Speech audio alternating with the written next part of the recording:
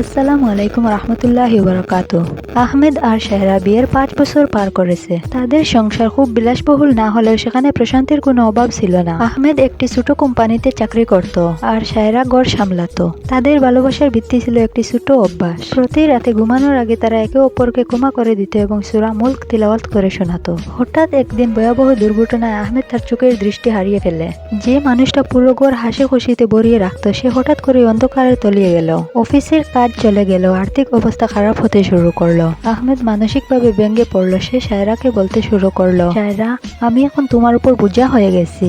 তুমি চাইলে আলাদা হয়ে যেতে পারো। তোমার সুন্দর জীবন এভাবে নষ্ট করার কোনো মানে হয় না। শায়রা শান্তভাবে আহমেদের হাত ধরলো এবং বলল, আপনি কি মনে করেন আমার ভালোবাসা আপনার চোখের উপর নির্ভর ছিল? দুনিয়ার আলো চলে গেছে তাতে কি? আমরা একে অপরের জান্নাতের আলো হওয়ার চেষ্টা করব। শায়রা সেলাইয়ের কাজ শুরু করলো ঘর চালানোর জন্য। আর প্রতিদিন সে নিয়ম করে আহমেদকে কুরআন পড়ে শোনাতো। আহমেদ যখন হতাশ হয়ে পড়তো, শায়রা তখন আল্লাহর উপর ভরসা করার গল্প শোনাতো। একদিন রাতে আহমেদ খুব কাঁদছিল। শায়রা জিজ্ঞেস করলো, কি হয়েছে? আহমেদ বলল, শায়রা, আমি শুধু আফসোস করি যে এই ভেবে আমি হয়তো আর কোনোদিন তোমার মুখটা দেখতে পারবো না। শায়রা মুচকি হেসে আহমেদের হাতটা তার মুখের উপরে রাখলো এবং বলল, চেহারা দেখে কি হবে?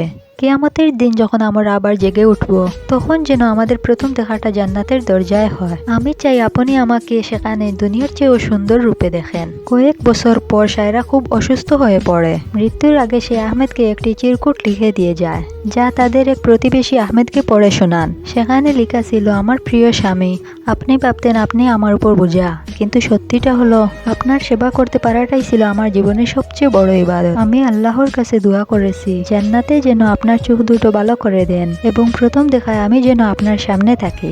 শায়রা মারা যাওয়ার কয়েক মাস পর আহমেদও ইন্তেকাল করেন। পাড়া প্রতিবেশীরা বলতো, আহমেদকে শেষবার যখন দেখা গিয়েছিল তার মুখে এক অদ্ভুত প্রশান্তির হাসি ছিল।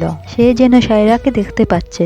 বিপদে জীবনসঙ্গী পাশে থাকাটাই হলো প্রকৃত ঈমান। আল্লাহর উপর ভরসা করলে কঠিন পথ সহজ হয়ে যায়। লাইক, কমেন্ট, শেয়ার করে অন্যকে জানার সুযোগ করে দিবেন।